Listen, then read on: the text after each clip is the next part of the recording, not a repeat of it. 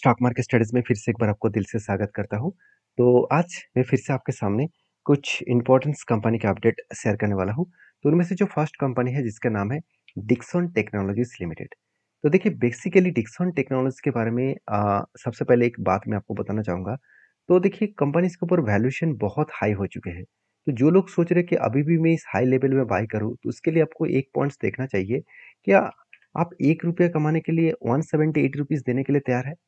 तो देखिए, कोई भी कंपनीज़ के ऊपर काम करने से पहले इस डेटा को आपको ज़रूर देखना चाहिए, क्योंकि डेटा ही बताएगा आपको कि कंपनीज़ में किस तरीके से, किस सिचुएशन के बेसिस में इसका ग्रोथ हो रहा है।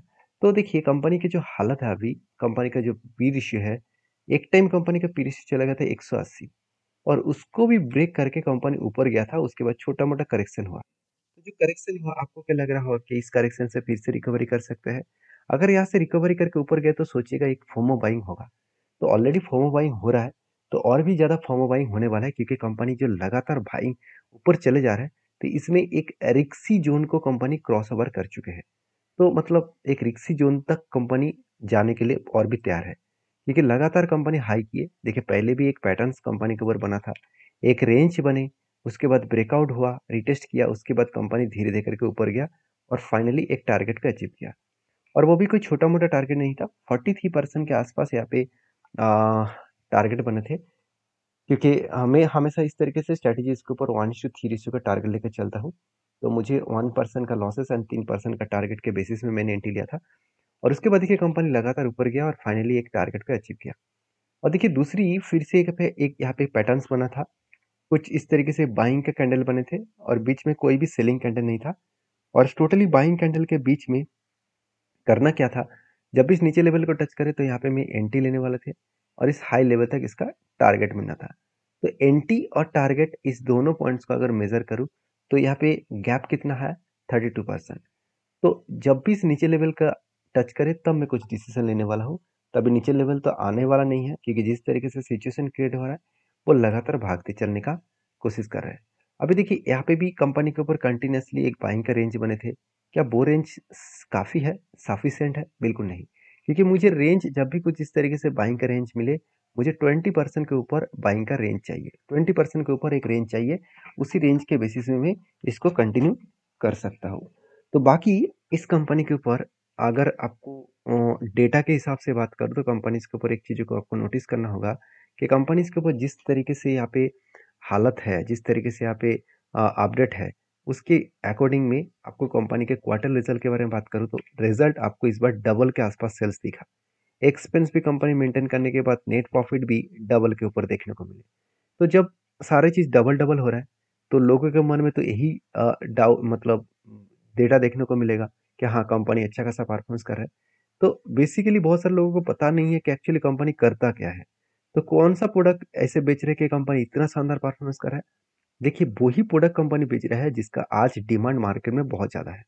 क्योंकि देखिए, जो होम अप्लायंसेस है, एलईडी लाइट्स है, एलईडी जो ट्यूब्स है, उसके साथ मोबाइल फ़ोन्स का जो स्क्रीन हो गया, डिस्प्ले हो गया, वो भी बनाते हैं। सीसी कैमरा जो है, वो भी कंपनी बनाते हैं।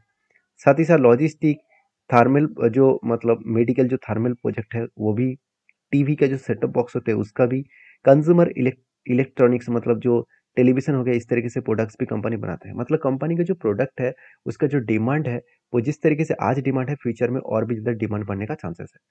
तो जो सिचुएशन बना जो डेटा देखने को मिले उस डेटा के अकॉर्डिंग मुझे कंपनी के ऊपर बेस्ट तरीके से यहाँ पे अपडेट देखने को मिला है। तो मुझे लगता है जो सिचुएशन यहाँ पे क्रिएट हुआ है इस कंपनी के डेटा के हिसाब से वो आगे बढ़ने का हमेशा पोटेंशियल रखेंगे क्योंकि इसका डिमांड लगातार बढ़ते चलेगी और उसके साथ साथ गवर्नमेंट का भी कहना है कि इस कंपनी को पीएलआई स्कीम मिला है, उस पीएलआई स्कीम के बेसिस में कंपनी और भी ज़्यादा अच्छा खासा बूस्ट करने के लिए तैयारी कर रहा है।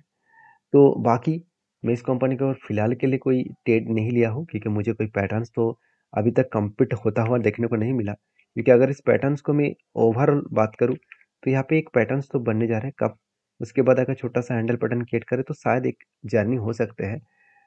तो उस जर्नी ब्रेकआउट होने के बाद ही मैं डिसीजन आपके साथ शेयर करूँगा। तो फिलहाल के लिए इस कंपनी के ऊपर इन्वेस्टर के बारे में बात करूँ तो देखिए म्यूचुअल फंड ने तगड़ा बाइंग किया, एफएस ने भी अच्छा खासा होल्डिंग उठाया।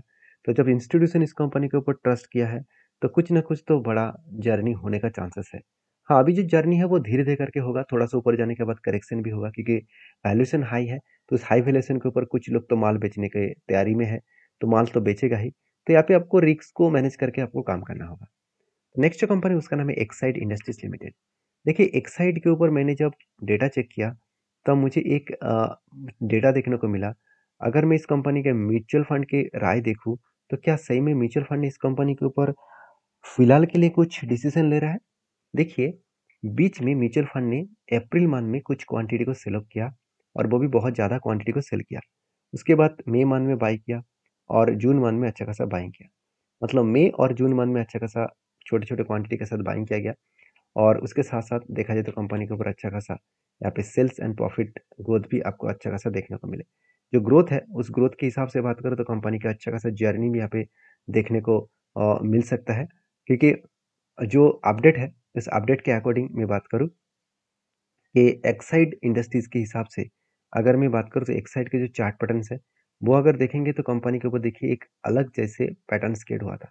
एक रेंज के बेसिस में अलग जैसे पैटर्न स्केड हुआ था, कंटिन्यूअसली बाइंग का एक रेंज बना था और इस कंटिन्यूअसली बाइंग के रेंज के जो टोटल रेंज निकल के आया था 40% के सॉरी 49% के आसपास। तो जब भी इस तरीके से कोई रेंज बनी, तो आपको उस रेंज के अकॉर्डिंग में शेयर को नीचे भी आना पड़ेगा और लोअर साइड को टच करना पड़ेगा, तब एंट्री बनेगा और हाई लेवल तक टारगेट बनेगा। अभी देखिए एक साइड के ऊपर मैं बात करूँ तो एक साइड किस लेवल तक, किस हद तक इसमें अपकमिंग जर्नी किया। जो पहले एक लेवल्स बना था काफ़ी ध्यान का, उसका सीधा-सीधा टारगेट अचीव किया 59% के आसपास। तो एक साइड में क्या सही में दम है और भी आगे बढ़ने का? देखिए एक साइड के ऊपर 2 कंपनी ने बहुत ज़्यादा मेहरबान किया। ऑब्वियसली मेहरबान ही कहूँगा क्योंकि किया और होंडा होंडा ये दोनों कंपनी ने क्या किया, जो ईवीज़ जो गाड़ियाँ ये दोनों कंपनी लॉन्च करने जा रहा है, मतलब जो गाड़ियाँ लॉन्च कर रहा है, उसके लिए जो बैटरीज़ का डिमांड है, लिथियम आयन बैटरीज़ का जो डिमांड है, वो किससे लेंगे? एक्साइड से। और यही कारण के वजह से जो लोग सोच रहे हैं कि यहाँ पे इतना बड़ा बिग बाउंस क्यों देखने को मिला था, सिर्फ वही रीजन के कारण से क्योंकि उसी टाइम में न्यूज़ आया था और उसी न्यूज़ के बेसिस में कंपनी आगे बढ़ी। तो फिलहाल के लिए मैं इस कंपनी के ऊपर क्या कहना चाहता हूँ, अगर मैं इस फिलहाल के लिए इस कंपनी का अगर मैं टॉप लेवल तक मार्किंग करूँ, इसका टॉप लेवल तक भी मार्किंग करूँ, तो ओवरऑल यहाँ पे एक पैटर्न्स बनने की वो तैयारी कर रहे हैं।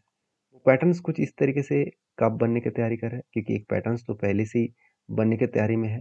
तो मुझे लगता है यहाँ पे कब बनेगा और इस कप बनने के बाद एक छोटा-सा हैंडल बटन बनने के बाद ही शायद एक शानदार ब्रेकआउट होने का कोशिश करेंगे।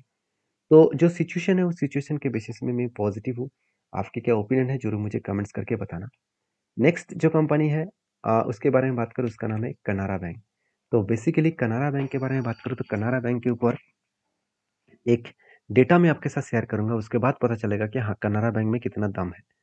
देखिए, वो डेटा के बारे में बात करूँ तो आप खुद ही देख सकते हैं कनारा बैंक के जो कासा रेशियो मुझे बहुत वीक लगा।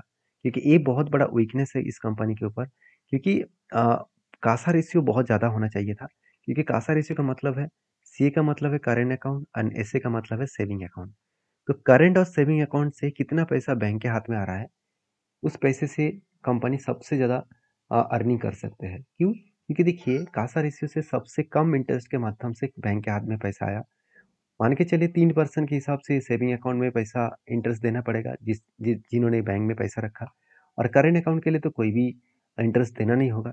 तो जो पैसा बैंक के हाथ में आया इस कासा रेशियो के हिसाब से तो सस्ते में आया और उस पैसे को वो ज़्यादा इंटरेस्ट से लोन देंगे तो ज़्यादा पैसा मिलेगा। तो कासा रेशियो ज़्यादा ना होने के कारण कंपनी के ऊपर हमेशा एक प्रेशराइज तो रहेगा। क्या सचमुच कंपनी के ऊपर प्रेशराइज है? अगर डेटा को देखा जाए तो कंपनी का देखिए रिटर्न ऑफ जो इक्विटी है वो 20% तक चलेगा, मतलब हाई ग्रोथेबल कंपनी बन चुके हैं। रिटर्न ऑफ एसेट भी 1% के ऊपर है और एनपीए 4% के ऊपर हुआ करता था, आज 1% के आसपास है। अभी भी एनपीए बहुत ज़्यादा है, मेरे हिसाब से बहुत ज़्यादा है क्योंकि कनारा बैंक जैसे बैंक्स में एक पीएसयू बैंक होने के नाते भी ऑब्वियसली इस बैंक में 1% का कर्जा मत 1% का एनपीए मतलब बहुत ज़्यादा है। मान के चलिए आपके जेब में 100 रुपये था, उस 100 रुपये में आप दूसरों को लोन दिया और उस लोन से अगर आपका जिसको लोन दिया, वो बता रहा है कि मैं आपको 100 रुपये वापस नहीं दे सकता, उसके अगेंस्ट में मैं 90 रुपीज़ तक आपको दे सकता हूँ। तो 10 रुपीज़ तो आपका घाटा हो गया। उल्टा आपको इंटरेस्ट मिलने के तो चांसेस ही नहीं है, उल्टा आपका 10 रुपये घाटा हो गया। तो ये जो 10 रुपये घाटा हो गया, इसको कहा जाता है ग्रॉस एनपीए और उसके बाद कितने पैसा और भी आने का चांसेस है, उसको उसको माइनस करके जो डेटा टोटली देखने को मिलता है वो है एनपीए, नेट एनपीए। तो नेट एनपीए जितना ज़्यादा होगा उतना ही खतरनाक होगा किसी भी बैंक्स के लिए। इसीलिए देखिए कंपनी का कॉस्ट ऑफ लायबिलिटी बढ़ गया, क्योंकि मैं पहले बोल चुका हूँ कासा रेशियो कम है, मतलब कॉस्ट ऑफ लायबिलिटी ज़्यादा होगा। क्योंकि देखिए कासा रेशियो अगर ज़्यादा होता तो लोगों को दूसरे कम इंटरेस्ट देना पड़ता, तो उसका लायबिलिटी भी कम हो जाता। तो वो बाहर की जगह से मतलब एफडी की तरफ, एफडी के ऊपर लोन मतलब पैसा बैंक्स में आ रहा है, उसमें ज़्यादा इंटरेस्ट देना पड़ेगा। साथ ही साथ इंश्योरेंस से पैसा आ रहा है, साथ ही साथ और भी कुछ इन्वेस्टमेंट से पैसा आ रहा है। तो उस पैसे से कंपनी बैंक मतलब बैंक को चला रहा है, तो बैंक को ज़्यादा इंटरेस्ट दूसरों को देना पड़ रहा है, तो इसलिए कॉस्ट ऑफ लायबिलिटी बढ़ चुके हैं। बाकी सब कुछ ठीक है, टैग रेशियो ठीक है और सीआर परसेंटेज भी ठीक ठाक देखने को मिले। तो ओवरऑल जो डेटा देखने को मिले उस डेटा के अकॉर्डिंग मैं जरूर कहूँगा कि जो कनारा बैंक का जो चार्ट है वो चार्ट लगातार भागते चले जा रहे थे। अभी एक जगह पे कंपनी होल्ड किया। अभी इस होल्डिंग पीरियड की मैं बात करूँ तो कंपनी देखिए यहाँ पे एक सपोर्ट क्रिएट किया और धीरे धीरे करके ऊपर जाकर एक रेजिस्टेंस बने। मतलब यहाँ पे सपोर्ट वन है, यहाँ पे रेजिस्टेंस वन है, मतलब यहाँ पे एक रेजिस्टेंस वन बने। उसके बाद दूसरी बात यहाँ पे एक सपोर्ट बने, तो सपोर्ट टू है और यहाँ पे क्या बना, रेजिस्टेंस टू बना।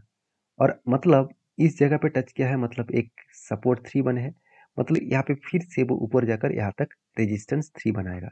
तो यहाँ पे अगर एंटी बने तो दो बार रेजिस्टेंस दो बार सपोर्ट बनने के बाद थर्ड टाइम जहाँ पे सपोर्ट लेते हैं उस जगह पे मैं कुछ डिसीजन जरूर लेता हूँ अगर कंपनी का परफॉर्मेंस अच्छा हुआ तो यहाँ से एंटी लेवल से अगर मैं टॉप लेवल तक देखूँ जहाँ पे रेजिस्टेंस है, तो 20% के आसपास गेन मिलने का चांसेस है।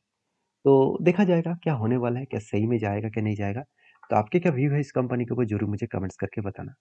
नेक्स्ट जो कंपनी है उसके बारे में बात करूँ, उसका नाम है एक्सीटा कॉटन्स लिमिटेड। तो एक्सीटा कॉटन्स लिमिटेड जो एक 639 करोड़ का कंपनी है, छोटा सा कंपनी है, फिर भी इस कंपनी के चार्ट बहुत ज़्यादा वोलेटिलिटी है और इसके कारण के शायद मुझे लगता है कंपनी जो मतलब पहले बोनस एंड स्प्लिट दिया था उसके कंपनी फिर से एक बार बोनस देने जा रहा है और वो भी 1:3 रेशियो का, मतलब हर 3 के बदले एक शेयर कंपनी बोनस देने जा रहा है। तो जो लोग बोनस पाना चाहते हैं एक बार डीपली रिसर्च करें, उसके बाद काम करें। वीडियो अच्छा लगे तो प्लीज़ लाइक करिए। मिलते हैं नेक्स्ट वीडियो में, तब तक के लिए धन्यवाद।